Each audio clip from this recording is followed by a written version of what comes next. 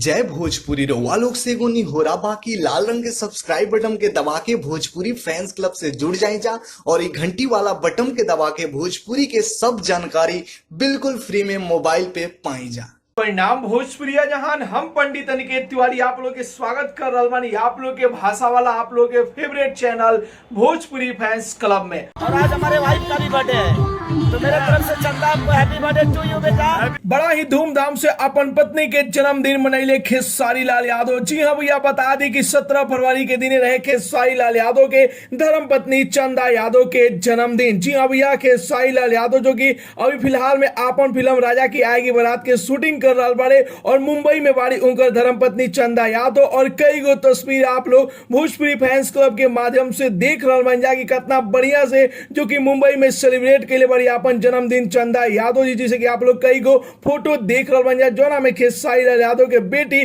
खेसारी लाल यादव के माई भी आप लोग के दिखाई दे रहा बाड़ी। जी हाँ भैया, बता दी और खेसारी लाल यादव अपन फिल्म के सेट पर नाच गा के बड़ा ही धूमधाम से अपन पत्नी के जन्मदिन सेलिब्रेट कैले बाड़े, जहां के कई गो वीडियो आप लोग देख रहा बानी जाकि खेसारी लाल यादव 2 रुपया गाना पर ठुमका लगा रहा बाड़े और अपन पत्नी के नाम के केक भी मंगैले रहन और केक भी कटले बाड़े। अपन फिल्म के सेट पर मुंबई में नारायण खेसारी लाल यादव आजकल अपन फिल्म राजा की आएगी बारात के जो कि शूटिंग कर रहा बाड़े खेसारी लाल यादव, जहां की कई गो वीडियो देख रहा बानी जा और मुंबई में खेसारी लाल यादव के धर्मपत्नी चंदा यादव अपन जन्मदिन मनैले बाड़ी, जहां के कई गो तस्वीर आप लोग सबसे पहले भोजपुरी फैंस क्लब के माध्यम से देख रहा बन जा। एकरा अलावा भी कई गो वीडियो देख रहा बन जा जो कि पिछले साल खेसारी लाल यादव जन्मदिन सेलिब्रेट के लिए रहना अपन धर्मपत्नी के, जहां के आप लोग कई गो वीडियो देख रहा बानी जा। तो भैया अभी तक खेसारी लाल यादव के धर्मपत्नी के आप लोग जन्मदिन की शुभकामनाएं नहीं जा दिले तो कमेंट बॉक्स में बजाई जा